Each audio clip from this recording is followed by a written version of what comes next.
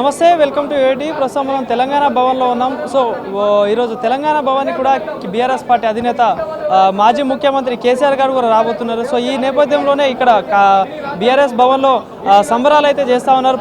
Party కార్యకర్తలు కానీ, నాయకులు కానీ, మాజీ ఎమ్మెల్యేలు కానీ అందరూ రాబోతున్నారు. సో మరి మాట్లాడదాం, మనతో పాటు మాట్లాడడానికి మాజీ బీసీ కమిషన్ మెంబర్ ఉన్నారు. సార్ ఎట్లా చూస్తారు ఈరోజు తెలంగాణ రాష్ట్రంలో గత 14 నెలలుగా జరుగుతున్నటువంటి పాలనలో ప్రజలు మొత్తం కూడా ఇబ్బంది పడుతూ ఉన్నారు.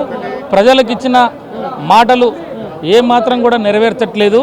కాబట్టి కేసీఆర్ గారు నాయకత్వం కొరకు తెలంగాణ ప్రజలందరూ ఎదురు చూస్తున్న సందర్భంలో కేసీఆర్ గారు దిశానిర్దేశనం చేయబోతా ఉన్నాడు.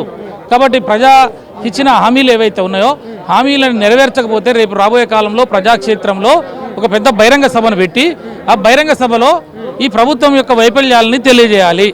ఏ మాట ప్రకారం అయితే జూటా మాటలు, వంచన, దగ ఇవన్నీ కూడా చేసి మభ్యపెట్టారు. కాబట్టి ఒకటి.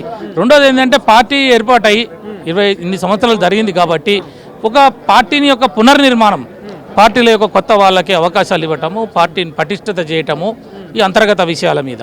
రెండోది ప్రభుత్వాన్ని ఎండగట్టే విధంగా.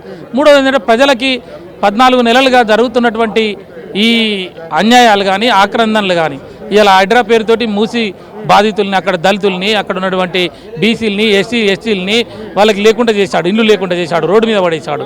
లగచర్ల పేరుతోటి అక్కడ మరి లంబాడీల భూములు గుంజుకొని వాళ్ళని ఆగం చేసి వాళ్ళ మీద కేసులు పెట్టి రైతులకు బేడీలు చేసినటువంటి పరిస్థితులు.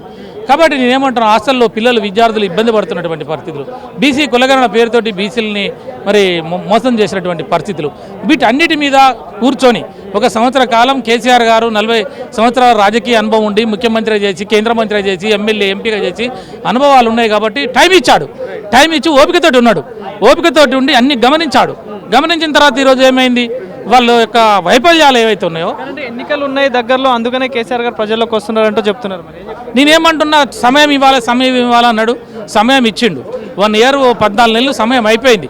కాబట్టి ఇప్పుడు రాజకీయంగా మా వ్యూహాలు మాకుంటాయి. అది ఎలక్షన్ ఉన్నా లేకపోయినా అది ప్రజలకు రావడమే ఎండగట్టడమే. కాబట్టి ఇప్పుడు కేసీఆర్ బెబ్బులి పులిలాగా బయటకు వస్తూ ఉన్నాడు. ఇక ప్రజలందరూ కూడా ఎదురు చూస్తూ ఉన్నారు. కాబట్టి ఈ సమాజం, తెలంగాణ సమాజం కేసీఆర్ ద్వారా ఉద్యమం చేశారు, ఉద్యమంలో పాల్గొన్నారు, తెలంగాణ రాష్ట్రాన్ని సాధించారు. వచ్చిన తెలంగాణలో రైతు బీమా, రైతు బంధు లాంటి పథకాలు వచ్చినాయి. తెలంగాణలో భూములు 10 రెట్లు పెరిగినాయి.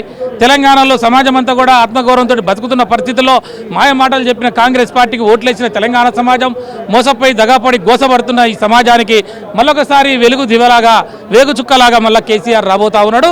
కాబట్టి మేము ఈ ప్రజాక్షేత్రంలో కేసీఆర్ నాయకత్వంలో మళ్ళొకసారి కథన రంగంలో దూకి కాంగ్రెస్ పార్టీ యొక్క మోసాలని మరి ఎండగట్టడానికి ఇలా ప్రజలందరూ కూడా సిద్ధంగా ఉన్నారని చెప్పి తెలియజేస్తా ఉన్నాం. Thank you.